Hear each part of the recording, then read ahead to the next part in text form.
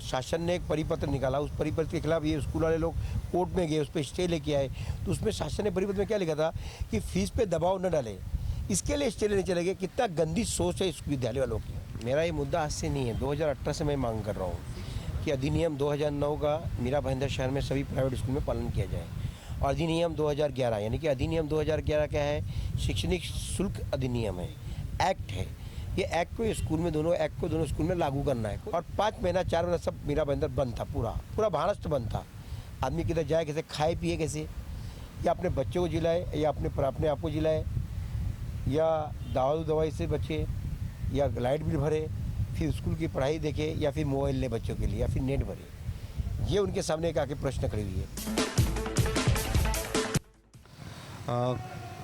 Corona महामारी में इस समय सारा देश जहां एक अपने बीमारी से और आर्थिक क्राइसिस से जूझ रहा है, वहीं कई स्कूल्स हैं जो अभी भी लगातार बच्चों और पेरेंट्स भी ये प्रेशर बना रहे हैं कि उनके फ़ीस दी जाए, उनको डोनेशन दी जाए। और इसी के मद्देनज़र मीरा भाईंदर में ये सुभाष चंद्र बोस मैदान में एक सामाजिक कार्यकर्ता राजू विश्वकर्मा, जिन्होंने इन स्कूलों के खिलाफ एक मोर्चा खोल दिया है और लगातार आज 8वां दिन है। 8वें दिन से वो अपने आमरण भूख हड़ताल पर है। तो आइए हम उन्हीं से जानते हैं कि मुद्दा क्या है और ये कब तक ऐसे ही चलेगा।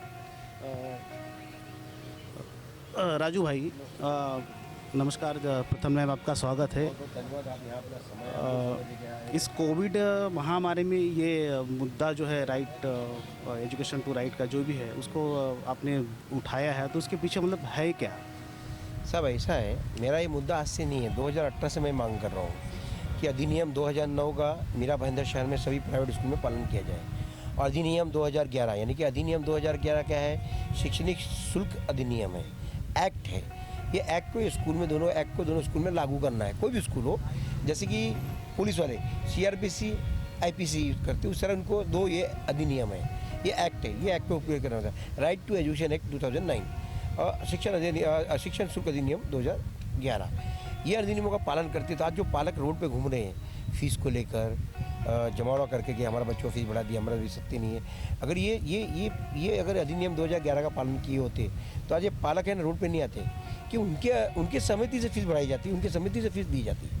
पर मीरा भाईंदर शहर में कैसा है, no PT, no parents committee, no parents teacher committee, no advisor, no कुछ बात बुद्धा, न बातचीत।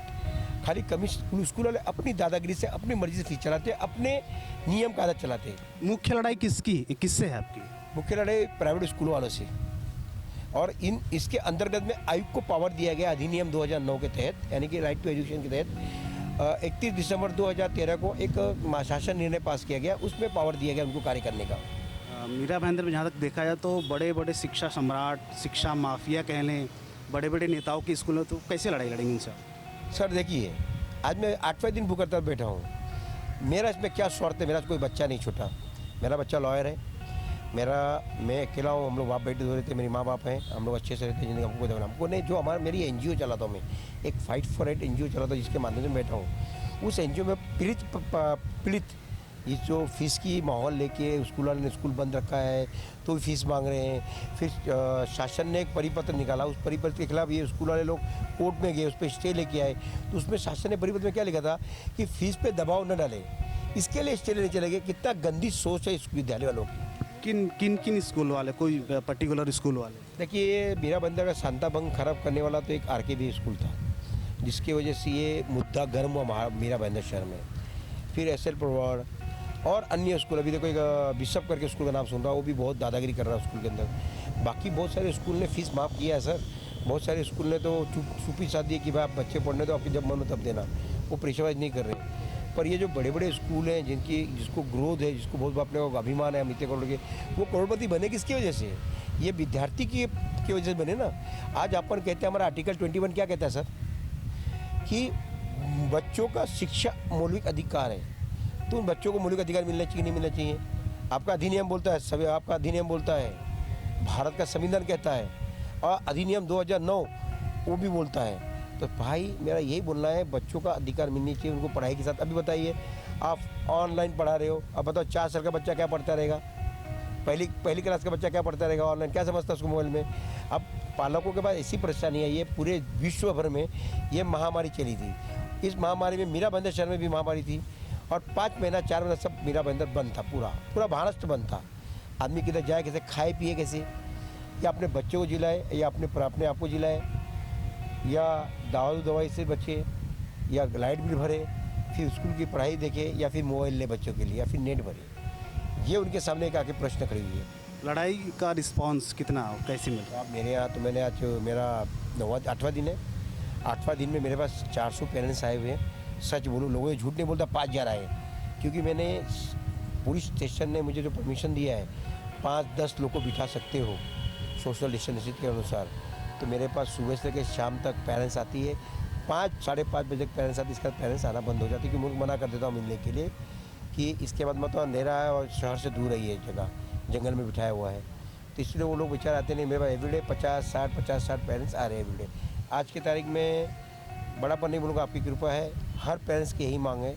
ऐप बंद है, फीस मांग रहे हैं। तो कमिश्नर को पावर एक इस शहर के अंदर पावर है अधिनियम 2009 के तहत, वो स्कूल वाले को, विद्यालयों को बुला के बात कर सकता है कि आप भी अच्छे व्यक्ति, आप भी अच्छे स्कूल चलाते हो, आपका अच्छा विचार है, और स्कूल वालों को खुद सामने से समझ के करना चाहिए कि चलो मैं इतना % माफ़ करता हूँ, आधे फीस दी आधा मत दीजिए। ज़रूरी स्कूल बस चालू है, क्या हर टीचर को पगार दे रहे? क्या हर टीचर को भी आधा पगार दे रहे? तो पूरा पगार फीस तुम भी ले रहे हो।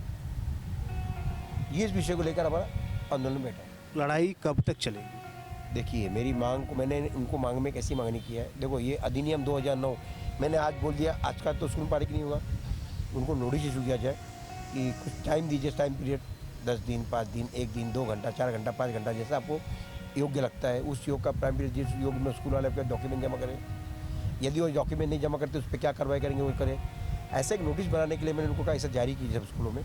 अधिनियम 2009, अधिनियम 2011 और अन्य शासन निर्णय के परिपत्र और फीस को लेकर ये मांगी किया हूँ। जब वो सब विद्यालयों को नोटिस देते हैं और उस नोटिस दिया हुआ कॉपी मुझे मिलता है और मुझे ऐसा लगता है कि उस पत्र में जो लिखा हुआ है वो योग है मेरे अगली लड़ाई के लिए मेरे साथ हथियार है, तो इस संक्रिया और बच्चों का मौलिक अधिकार है, वो नोटिस जारी करें।